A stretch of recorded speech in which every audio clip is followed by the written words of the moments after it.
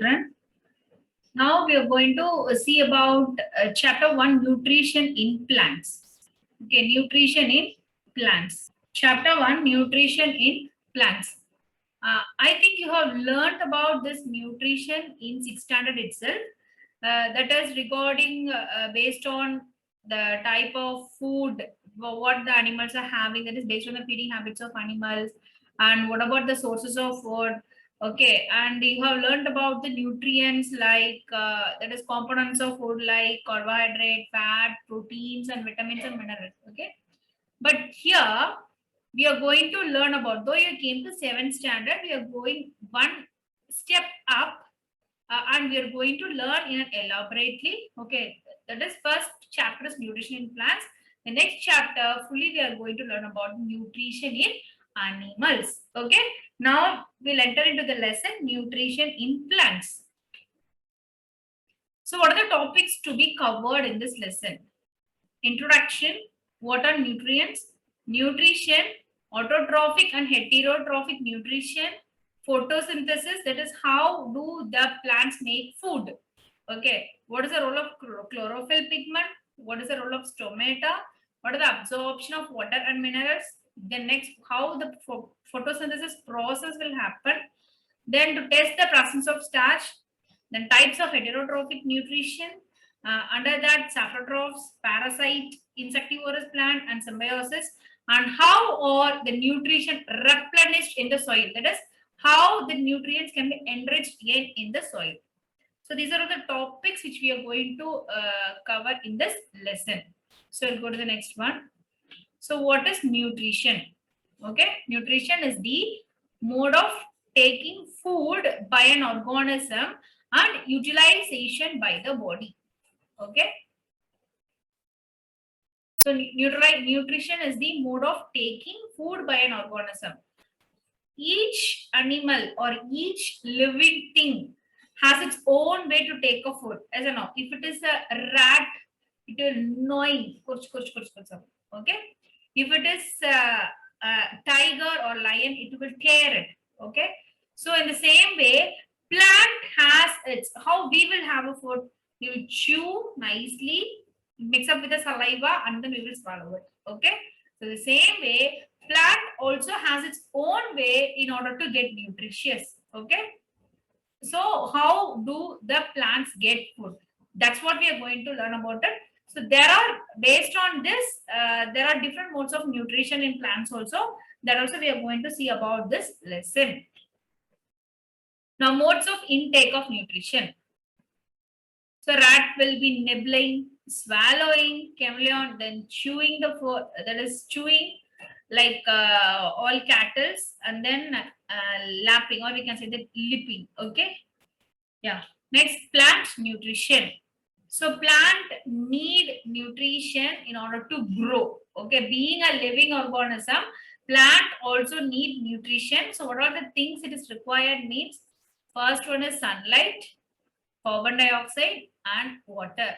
So these are all the things which is present in already in nature, and carbon dioxide from the air the plant will intake up. Okay, take up. So sunlight, carbon dioxide, water, all the three are very essential to prepare food in the plants. Next, autotrophic nutrition. What are the types of nutrition? Autotrophs and heterotrophs. So auto means self, tropho means feed.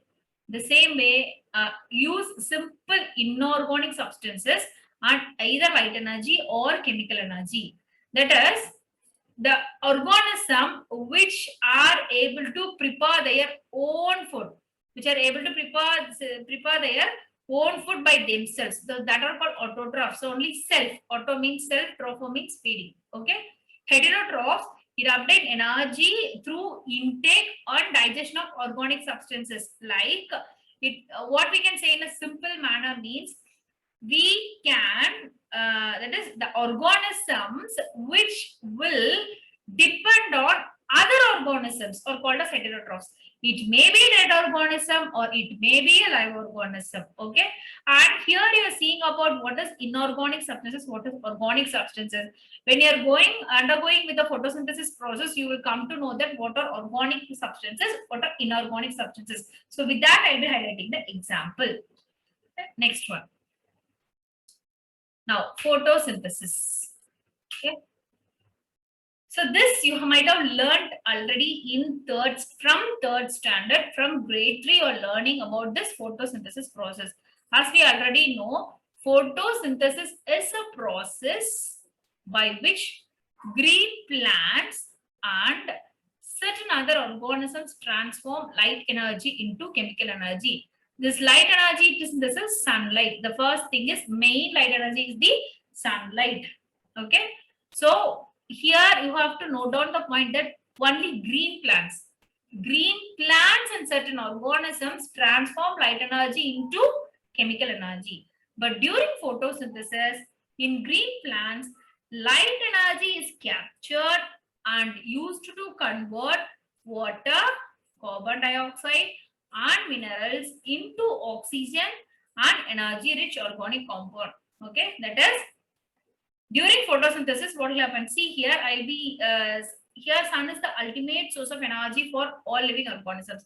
Here, I'll be explaining you. See the chlorophyll which is present in the leaf. So, because of the chlorophyll, only the leaf is green in color. Okay. So, the chlorophyll which is present in the leaf captures the sunlight. Okay, traps the sunlight. Okay. And the carbon dioxide from air is also catched up into it. Okay, and then water to the root, so it will take up the water also. So all the three. So what are the main thing? First one is sunlight, second one is carbon dioxide, the third one is water. So these three are combined together along with the chlorophyll, which produces sugars. It is in the sense glucose, or we can say the carbohydrate molecule. So in order to say, one carbohydrate contains one carbon, hydrogen and oxygen. These three combined together form a carbohydrate molecule. Okay. So and then oxygen is released. So what are the raw materials needed for photosynthesis means? One is sunlight, carbon dioxide, water and chlorophyll. These are the four things. Okay. Sunlight, water, carbon dioxide and chlorophyll. So these are all the four things which is mainly needed to make that is to happen photosynthesis process. Okay. Finally, what is released? What was the byproducts of the photosynthesis, or what are the products which is released during photosynthesis means?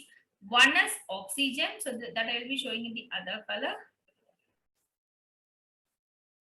Yeah, one is oxygen.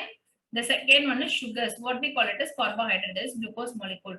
So these two are released out. So here, how it will prepare this? Glucose is the food which is produced. Okay, which is produced by the food. So that is taken up by the plant as a food. Okay, if it is too much overloaded, the glucose is synthesized more. Okay, example. If we are having a favorite food, we eat neck, that is to the neck of to our neck, till our neck we will be eating so much, but our body needs how much ever the energy needs, only it will digest it. The other leftover foods are stored as a fat. The same way here, the C6H12O6 is a glucose, or we can say that is a carbohydrate. Okay, whenever it needs, the plant utilized in the form of glucose. Okay, or we can say that the plant produces a glucose when the amount is going in excess. So this carbohydrate or this glucose molecule can be stored in the form of starch. So the storage food reserve in plants is called a starch. Okay, the simpler form of the food is called as the glucose. So this is the difference. Okay, understand? Starch. So next slide will go through it. Yes. So next chlorophyll pigment. So I already told you that there are 4 raw materials for photosynthesis: sunlight, chlorophyll, carbon dioxide, and water. Now, in that, what is the role of chlorophyll pigment? We are going to see about it. So, because of this substance called chlorophyll, the leaves is green in color. Okay, so the leaves have a green pigment called chlorophyll. What is the role of this chlorophyll means? This chlorophyll only will capture the sunlight. Because of that, only the sunlight is trapped from the sun, and then it is used to synthesize the food from carbon dioxide and water. Okay, so that energy, that heat energy, that is light energy, is converted into a chemical energy. After that, only this plant prepare their food from carbon dioxide and water. Okay, now sun. Okay, sunlight. By this chlorophyll, see here, they are given the structure of the chloroplast. Okay. Now, what is the role of stomata? Carbon dioxide from air is taken through tiny pores present on the surface of the leaf. We already know that if this is the leaf, in a smaller classes, we have seen in the, okay, the small hole likes it will be there. This is called stomata.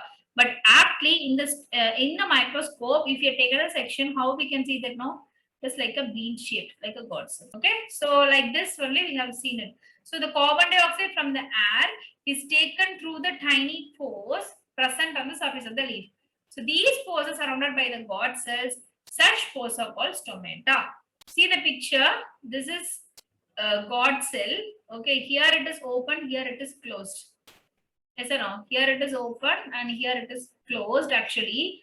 Now this stomata is filled with water. Now here the water is over, so it is somewhat flaccid, it is shrinked. Okay, so this is the stomata diagram. See here, when you are seeing observe under the microscope, you can see like this kind of god cells. Next, absorption of water and minerals. Okay. So water and minerals are transported to the leaves by the vessels which run like pipes throughout the root, the stem, the branches, and the leaves.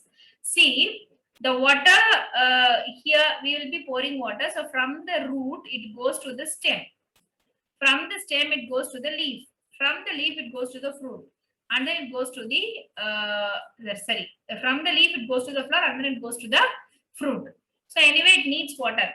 How does this water travel from one part of the plant to the other? From the root to the stem, stem to the leaf, leaf to the flower. How it does? Through a pipe tube like structure called, that is called xylem. What is that called? Xylem. This you will be detailed learning about this phylum, xylem and phloem. Okay, in 9, that is in 7th lesson. Okay, so xylem. So water and minerals are transported to the leaves by the vessels which run like pipes throughout the root, the stem, the branches, and the leaves. So the pipe-like channels are called as xylem. Okay, then only from the water and minerals will be traveled. So it goes to the stem, it goes to the leaf. Okay.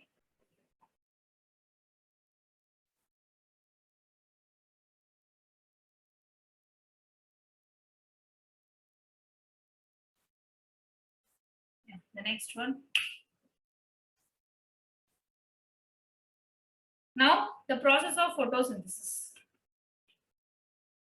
Yeah. CO2. I already told you the raw materials for photosynthesis. Carbon dioxide plus water in the presence of light. Not only light, you have to write a chlorophyll also. Okay, from here, the chlorophyll also. Finally, it produces glucose plus oxygen.